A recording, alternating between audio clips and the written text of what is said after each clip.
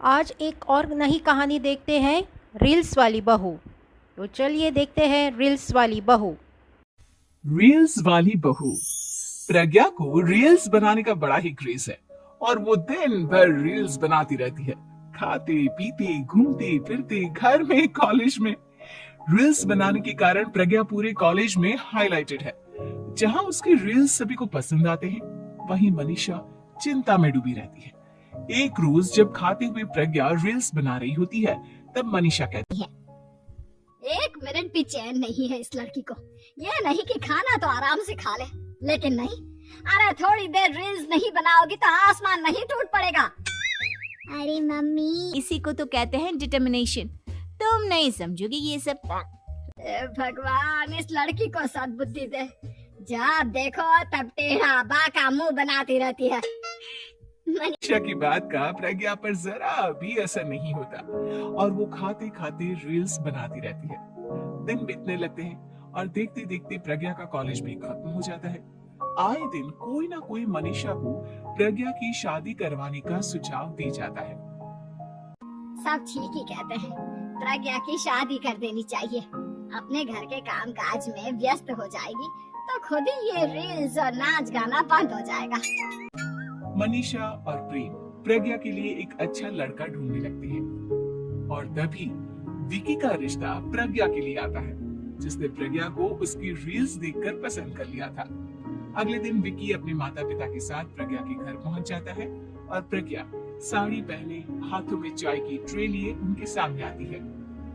जब विकी को पसंद है तो हमें भी बहू पसंद है। बहन जी, आप बारात की तैयारी कीजिए। एक बार लड़का लड़की अकेले में बात कर ले तो अच्छा रहेगा। हाँ हाँ, क्यों नहीं। मनीषा विकी को प्रज्ञा के कमरे में भेजती है, जहां प्रज्ञा पहले से ही रील्स बना रही होती है। तभी विकी कहता है, आ गए आपके साजन जी। हमारे साथ ये रील्स कंप्लीट करती तो और भी अच्छा रहता। अच्छा जी, अब आ ही गए हैं तो बना ही लेती हूँ आपके साथ। दोनों मिलकर रील्स बनाते हैं। जब वी मीट और तुरंत पोस्ट भी कर देते हैं। फिर विकी कहता है, जब आप साड़ी में चाय लेकर आई तब मुझे लगा कि कहीं मैं गलत घर में तो नहीं आ गया। अब सही है। दोनों की शादी पक्की हो जाती है और शादी के दिन भी प्रज्ञा रील्स बनाने से चूकती नहीं। यहाँ तक कि बारात के समय भी नाचते हुए रील्स बनाती है। सभी लोग प्रज्ञा की तारीफ के पुल बांध देते हैं और प्रज्ञा नाचती गाती अपने ससुराल चली जाती है। सब कुछ अच्छा चल रहा होता है। प्रज्ञा यहाँ भी दिन भर हर चीज की रील्स बनाती रहती है। लेकिन कुछ दिनों के बाद जब सुनीता कहती है, बहू, ये रील्स के साथ साथ कुछ काम भी कर लिया करो। वैसे तुझे और क्या क्या बनाना आता है? मम्मी जी, वैसे तो सब कहते हैं कि मैं सब कुछ अच्छा बनाती हूँ, लेकिन मुझे लगता है कि मैं मैगी अच्छा बना लेती हूँ। हाँ, कॉफी भी अच्छा बना लेती हूँ और मुंह तो सबसे अच्छा बना लेती हूँ। हैं? अच्छा अच्छा। सुनीता अपना माथा पकड़ लेती है और कहती है, बहू, कुछ खाना बनाना भी सीख लेती। मम्मी जी, मैं लंबी प्लानिंग कर रही हूँ। जल्दी ही मैं इतनी फेमस हो जाऊंगी कि मुझे पैसे मिलने लगेंगे। हम दोनों सास बहू राज करेंगे, राज। नौकर काम करेंगी और लोगों की तो लाइन लगेगी हमसे मिलने के लिए। तेरा दिमाग खराब हो गया है क्या बहू? हंसी मजाक तक ठीक है, लेकिन इस तरह घर नहीं चलते। जितना जल्दी हो इस घर के तौर तरीकों को सीख लो। प्रज्ञा मुंह घुमाकर चली जाती है और तुरंत उसी वक्त एक रील बनाती है। ये देख सुनीता का गुस्सा 7वें आसमान पर चला जाता है और विकी के घर आते ही सुनीता उसे सब कुछ बताती है। विकी भी अब प्रज्ञा की इन हरकतों से परेशान हो जाता है। तुम टेंशन मत लो मम्मा, मैं देख लूंगा। विकी कमरे में जाता है तो देखता है कि प्रज्ञा रील्स बना रही है। विकी बड़े ही प्यार से प्रज्ञा से कहता है, प्रज्ञा, इन सब के लिए मैं तुम्हें मना नहीं कर रहा हूँ, लेकिन फिर भी हर वक्त तो ये अच्छा नहीं लगता ना। समझने की कोशिश करो, मुझे भी तुम्हारा थोड़ा वक्त चाहिए। मैं जब ऑफिस से आता हूँ तो मुझे समय देने की जगह इसी में लगे रहते हैं। तुम ज्यादा ही सोच रहे हो। तुम भी मेरे साथ रील्स बनाओ ना, तुम्हें भी बहुत अच्छा लगेगा। तुम्हें इज्जत से कोई बात समझ में नहीं आती क्या? दिमाग खराब हो गया है तुम्हारा इस चकाचौंध से। अगर तुमने अपना रवैया नहीं बदला तो मैं तुमसे दूर चला जाऊंगा। तुम ही रिश्ता लेकर आए थे, मुझे लड़कों की कमी नहीं थी और ना आज है। विकी दरवाजा पटककर चला जाता है। धीरे धीरे विकी प्रज्ञा से दूर होता जाता है। एक रोज मनीषा प्रज्ञा के ससुराल उससे मिलने जाती है।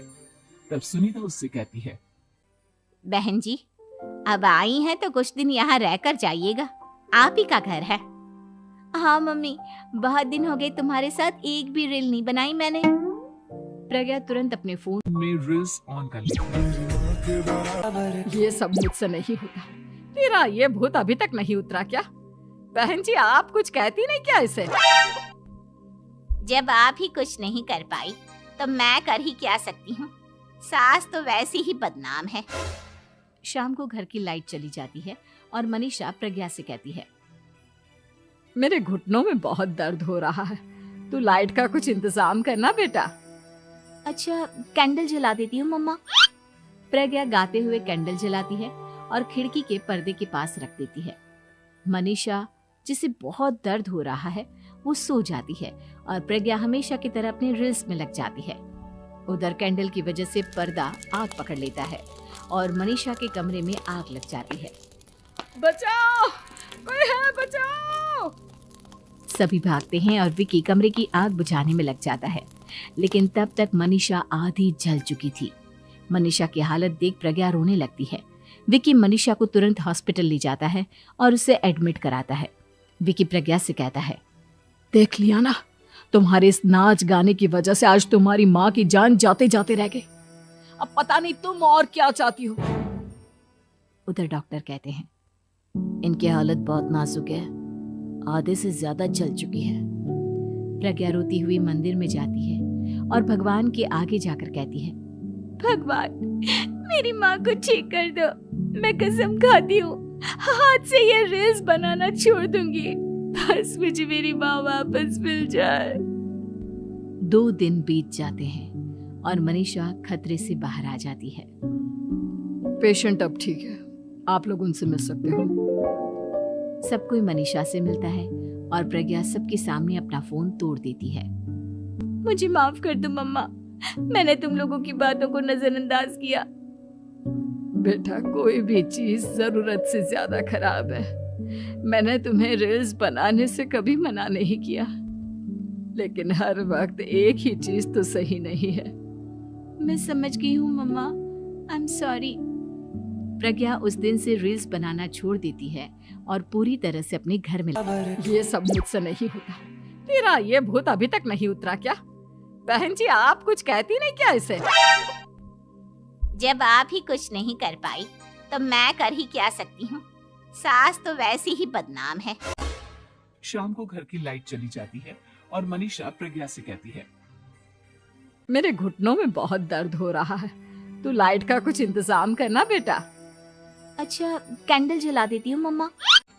प्रज्ञा गाते हुए कैंडल जलाती है और खिड़की के पर्दे के पास रख देती है। मनीषा जिसे बहुत दर्द हो रहा है वो सो जाती है और प्रज्ञा हमेशा की तरह अपने रील्स में लग जाती है। उधर कैंडल की वजह से पर्दा आग पकड़ लेता है और मनीषा के कमरे में आग लग जाती है। बचाओ, कोई है बचाओ। सभी भागते हैं और विकी कमरे की आग बुझाने में लग जाता है, लेकिन तब तक मनीषा आधी जल चुकी थी। मनीषा की हालत देख प्रज्ञा रोने लगती है। विकी मनीषा को तुरंत हॉस्पिटल ले जाता है और उसे एडमिट कराता है। विकी प्रज्ञा से कहता है, देख लिया ना, तुम्हारे इस नाच गाने की वजह से आज तुम्हारी माँ की जान जाते जाते रह गई। अब पता नहीं तुम और क्या चाहती हो। उधर डॉक्टर कहते हैं, इनकी हालत बहुत नाजुक है, आधे से ज्यादा जल चुकी है। प्रज्ञा रोती हुई मंदिर में जाती है और भगवान के आगे जाकर कहती है, भगवान मेरी माँ को ठीक कर दो, मैं कसम खाती हूँ हाथ से ये रील्स बनाना छोड़ दूंगी, बस मुझे मेरी माँ वापस मिल जाए। 2 दिन बीत जाते हैं और मनीषा खतरे से बाहर आ जाती है। पेशेंट अब ठीक है, आप लोग उनसे मिल सकते हो। सब कोई मनीषा से मिलता है और प्रज्ञा सबके सामने अपना फोन तोड़ देती है। मुझे माफ कर दो मम्मा। मैंने तुम लोगों की बातों को नजरअंदाज किया। बेटा कोई भी चीज जरूरत से ज्यादा खराब है। मैंने तुम्हें रील्स बनाने से कभी मना नहीं किया, लेकिन हर वक्त एक ही चीज तो सही नहीं है। मैं समझ गई हूँ मम्मा, आई एम सॉरी। प्रज्ञा उस दिन से रील्स बनाना छोड़ देती है और पूरी तरह से अपने घर में इसी तरह की कहानियों के लिए मेरे चैनल को लाइक कीजिए, सब्सक्राइब कीजिए और वीडियो को ज़्यादा से ज़्यादा शेयर कीजिए। धन्यवाद।